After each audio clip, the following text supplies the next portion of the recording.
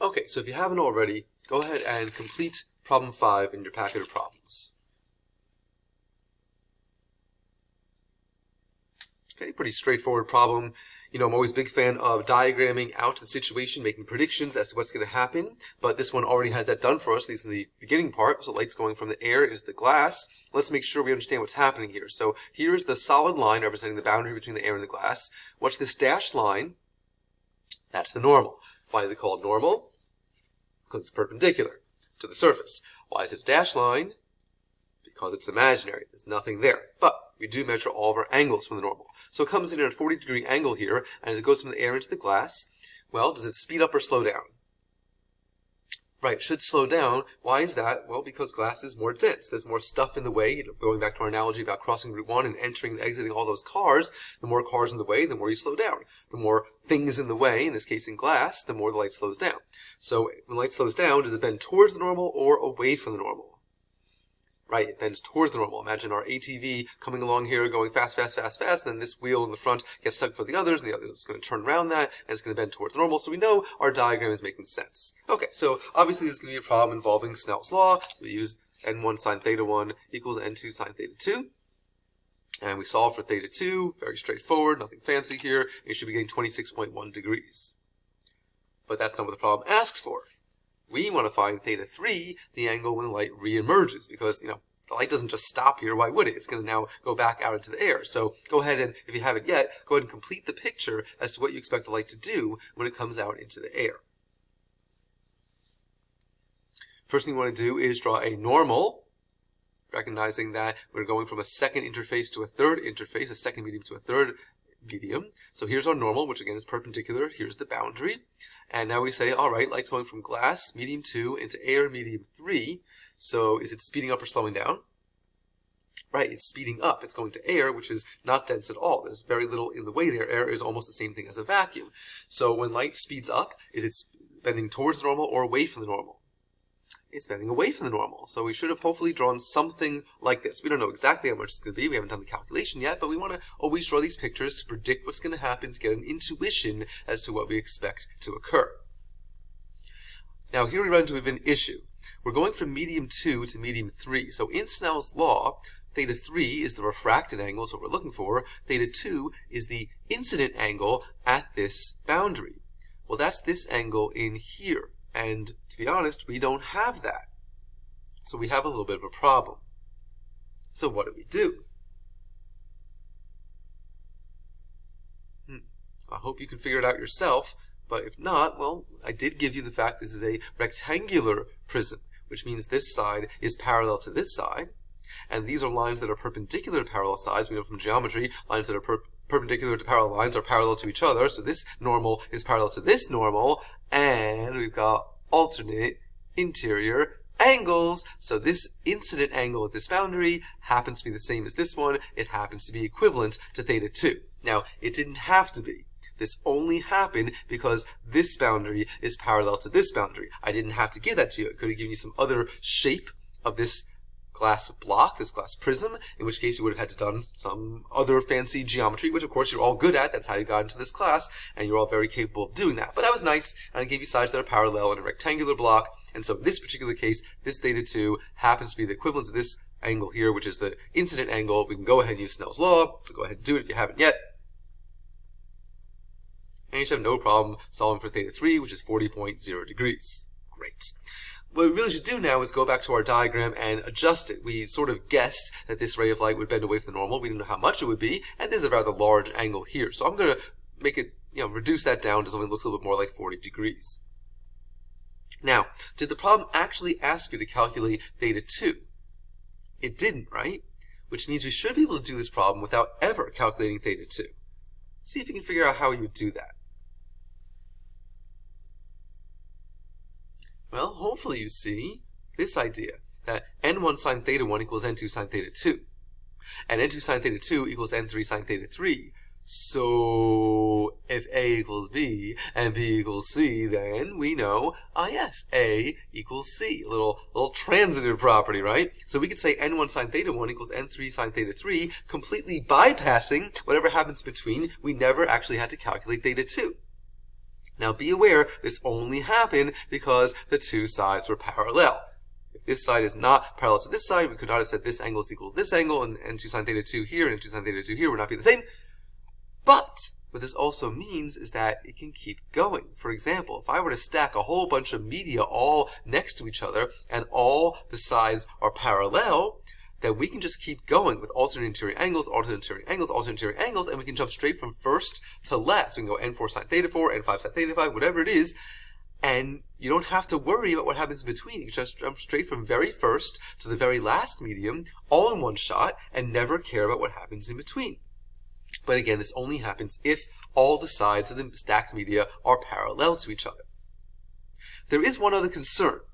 So if we go back to the beginning here, we see the light is generally going up and to the right, and then when it refracts, it's still going up and to the right. When it refracts again, it's going up and to the right. That's always going to happen. No matter what happens with the next medium, it's always generally going up and to the right. Nothing's going to ever make it do anything else.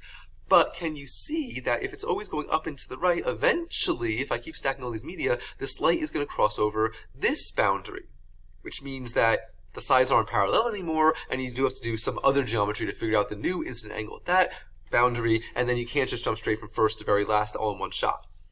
However, if you have a whole bunch of media all stacked together, and all the sides are parallel, and the light never crosses over another boundary, then you can jump straight from first to last in one shot, bypassing all the things that happen in between. But wait, it gets even better, because hopefully you notice something very interesting happening with our answer. What do you notice interesting about our answer of 40 degrees? I hope everyone sees it's exactly the same as the entrance angle. Now, why did that happen? How come the entrance angle matched the exit angle? Oh, well, it's right here. If we say n1 sine theta 1 equals n3 sine theta 3, and this light started in air and ended in air, that means n1 equals n3. And if n1 equals n3, then theta 1 has to equal theta 3. It must be. So, if you have a whole bunch of media all stacked together, and all the sides are parallel, and the light continues in its general way without crossing any of the boundaries, and if it starts in one medium and ends in the same medium, well then, you don't even have to do the problem. Whatever angle it comes in at is going to leave at the exact same angle. Done deal. Don't even have to show any work. Now, that's a lot of ands, that's a lot of conditions that have to be met, but it's a wonderful shortcut that will happen. But let's make sure it actually happens. So, here's a picture I took of this block. It's a rectangular block of plastic. And I've isolated one of the laser beams here coming in at an angle. It's maybe about 40 degrees or so. And you can see, of course, it certainly bends that way towards the normal. In fact, here's the normal. Here's the incident angle. Here's the refracted angle. It certainly slows down, bending towards it. And here it is coming out at the next boundary. So there's another normal. And it's certainly bending away from the normal. And hopefully you can see that this line of the entrance ray matches the angle of this line, the exit ray. They are parallel to each other. Isn't that cool? In fact, here's what I'm going to do. Here, I've drawn an arrow to show the entrance ray. I'm just going to shift it and extend it. And you can see if I just extend that entrance ray, and here's the exit ray, you can see they're parallel to each other. So it really works. And this only happens because it's starting in one medium, in this case air, and ending in the same medium, in which case the exit ray will be parallel to the entrance ray. Okay, so let's go on to problem 6. I'd like you to read it, and this is one where you absolutely must sketch out a good picture first. So read it, sketch out what you think is happening here. We've got our classic example of refraction, which I'm sure you've seen before. You know, this is a picture of a straw in a glass of water, and look, it appears broken. Here's a top-down view where it appears bent. I'm sure you've all experienced this before. This is the first example of refraction you've ever learned, I'm sure, in other science classes. And let's sketch out what this might look like. So, for example, let's say here is the surface of the water, and here's the straw. And where are you? Are you under the water, or are you in the air? I hope you're in the air, right? Okay, so let's say here is your eye. So here's our general setup. Here's the straw in the water, there's your eye, and at this point, pause the video. I want you to draw a ray of light that's applicable to this situation, that has something to do with you seeing it and you looking at this bottom of the straw. Okay, so I've drawn a normal here, and we're thinking about the behavior of light when it's interacting with either air or water. So which medium is it moving faster? Air. Good. Which medium has the larger index of refraction? Water. Good. So when we're doing Snell's law, which angle should be larger, the angle in the water or the angle in the air? The angle in the air. Right. So it should look something like this. A ray of light connecting your eye to the bottom of the straw. Small angle in water, large angle in air. But now what's super important is which way the light's going. So at this point, if you haven't yet, pause the video and put arrows on your rays to show which way the light's moving. So is light going from water to air or air to water? In other words, going from the straw to your eye or from your eye to the straw? Well, some of you may have a bit of a misconception about this, but it should be going this way. Sorry, first of all, oh right, I forgot to put the angle there, the 56 degrees below horizontal, and of course we're using Snell's law, but here's the way it should be going. Yeah, light goes from the straw into your eye. It's not like light shoots out of your eye and goes to the straw. You're not Cyclops from the X-Men. You're not shooting laser beams out of your eye. And so this is the way it's going. And so then the question becomes, which angle are we looking for? Theta 1 in the water or theta 2 in the air? Well, look at the question. It says, at what angle would you have to position your eye so that you see that same ray of light? So what's happening here, if there were no water, the light from the straw would go this way and just continue on its path. And so what angle are we looking for? Well, we're looking for theta 1, this angle it would normally have before it changes directions. Theta 2, we can absolutely find, looking at some geometry here, we're noticing this is the 56 degree angle, we are going to be solving for this, theta 1, the true angle this light ray makes with the normal when it's in the water. Now that that's all done, go ahead and solve the problem. So a little geometry here shows us, of course, that while we're looking 56 degrees below horizontal, theta 2 measured from the normal is 34 degrees, with a little right triangle geometry. And then a little Snell's law, we'll get about 24.8 degrees, maybe minor variations depending on what value you use for index of refraction for the water, whether you use the 3 sig fig or the 4 sig fig value, but as long as you're getting something about 24.8 degrees. And so that's the true angle this light ray makes.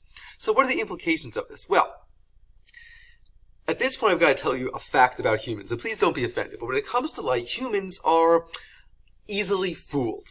And so we think light comes to us in straight lines. We have no way of conceptualizing anything else happening. So this ray of light that bent when it went from the water into the air and goes to our eyes this way, well, our brain naturally traces it backwards into the water, and we think the light's coming from that direction. And since this light originated at the tip of the straw at the bottom, we see an image of the bottom of the straw there, and all these other points also have an image that are up close to the surface of the water, and that's where the bend of the image comes from. You're seeing an image of the straw that's been bent because the light refracts going from the water into the air.